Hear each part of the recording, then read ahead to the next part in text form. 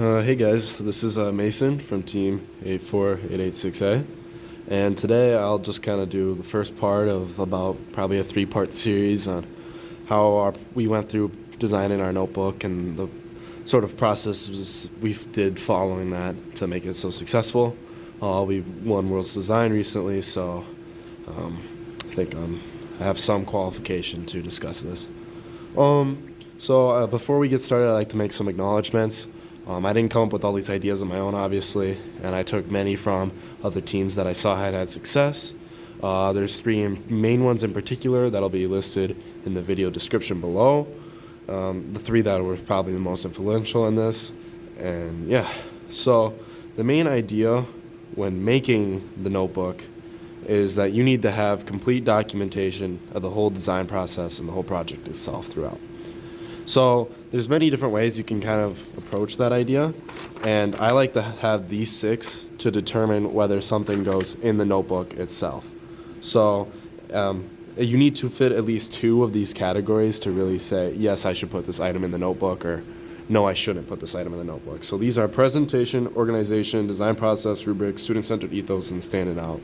So one example I thought of this was let's say your mentor makes a poster for you. It improves your team's presentation, yes, but it doesn't really improve any of these other aspects, so you probably shouldn't reference it in your notebook. But if you made the poster, it shows the presentation of your team going up. It shows that you have a student-centered ethos that's going up, and it's probably enough to justify you putting it in the notebook or at least describing it at some point. And then another note I also had is that one other key idea that you should have while you're going through your notebook is you should be able to justify your decisions through the design process. So you should be able to, the whole time you should be having someone in the back of your mind, whether it's just yourself or your teammates, asking you, why are we doing this? How are we doing this? All these questions need to be justified through your notebook and possibly your interview later. So now with all that in mind, I think we can open up the notebook. There is one more thing I'm briefly going to mention, that the notebook is, in fact, just writing in general. So all these writing ideas that you learn in general, so like writing appeals from Aristotle, the idea that you're writing not just to the reader, but you're also writing sort of to yourself in a sense, and you're writing to the judges too. You have to be aware of these rhetorical situations in order to have an effective notebook. So now we're going to get into formatting. So creating a format you maintaining it provides you with credibility and consistency. So what do I mean by creating your own format? And many aspects of our design process, for example, by us making the format, it just made it easier for us to work with things in general.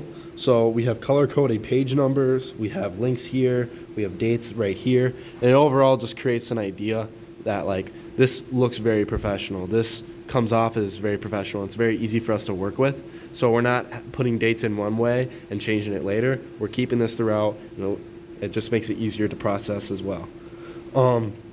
Reason why we chose Google Slides is what this format is. The reason why we chose it is because it has many collaboration, it has easy to follow time steps, and there's also lots of links and multimedia opportunities. Later we put videos in it, and all these pages in our notebook are linked in the table of contents. So if someone wanted to go to page, let's say 17, and see some game terms and definitions, they could go right there and they could see it rather than looking through that on our slideshow. So yeah, this is a little bit of an overview of our format, but let's keep going. More table of contents with the color coding and such. Here we just briefly mention other things that we're going to document with that aren't necessarily in the design process, because when they're judging your notebook, they're only allowed to look at your notebook. They can't look at any other sources. If you document code on GitHub, you can't look at that, so you need to put it in your notebook if you want them to acknowledge that.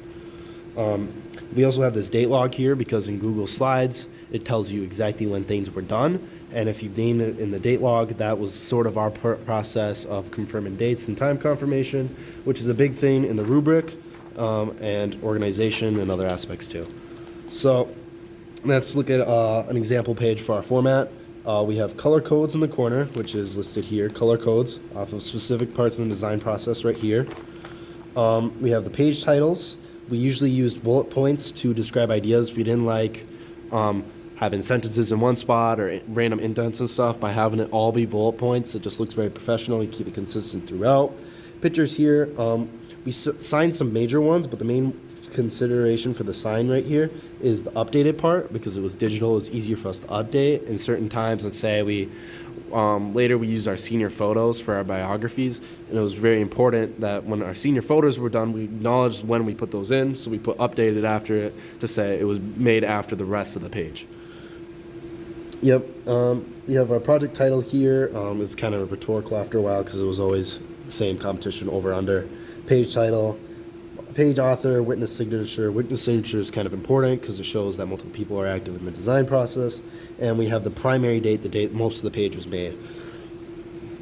Diagrams are good. You really want to be heavy on visuals throughout, because that's kind of another idea of the design process. Some people are visual learners, some people are text learners, so it's important to have something that both of them can understand what you're doing.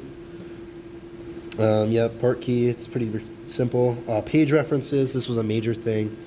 We would have the notebook number and then the page number right there. It was just an easy way for us to constantly refer back to work that we did before, so we're not reiterating ourselves too much throughout. And once again, it's linked, so it's easier to find. Yep, we keep going. Cross out pages, because the idea is that each page is sort of like its own topic, and it's really important that you kind of keep these topics together. We have active members for building pages so that you know who was building what on what week, because that's another important thing in the rubric where it's a distribution of labor. Once again, important team notes, like this is when you're making your format, it's a good idea to acknowledge things that are going to affect your team throughout that aren't necessarily going to be mentioned throughout. So distribution of labor, for us, we wanted each person to know how to do something, and basically that allowed us to have basically everyone on our team was building, even though that wasn't our primary role. So this right here justifies us putting me, example, head notebooker, as a builder that week.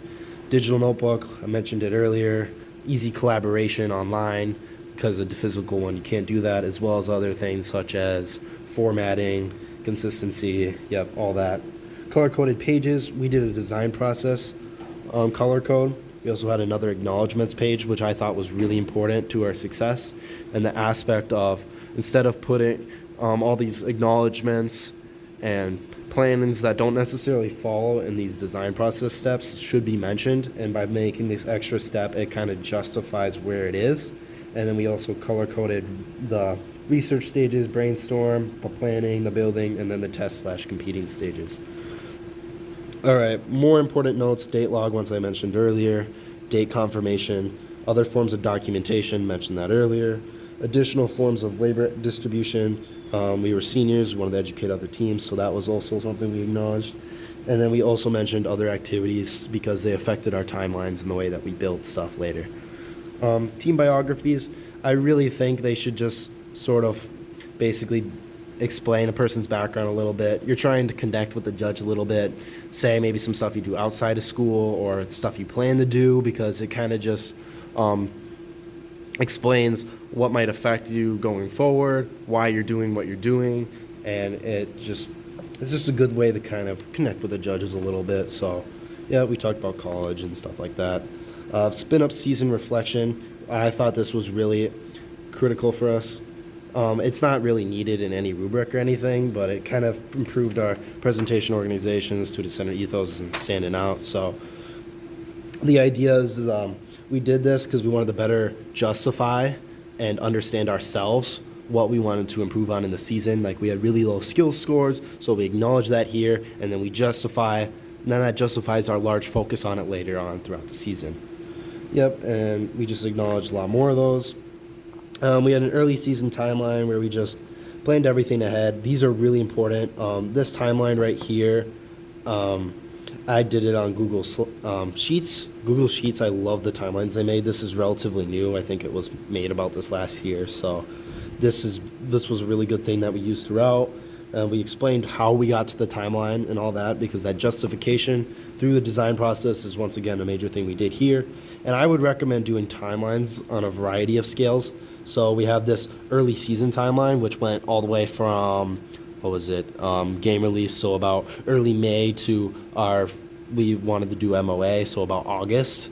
So that right there was justified through this one. And then our just initial timeline for the month of May alone was done here. This time management is a major thing that you could really focus on in a notebook to be successful. So I think that pretty much covers it for this first video.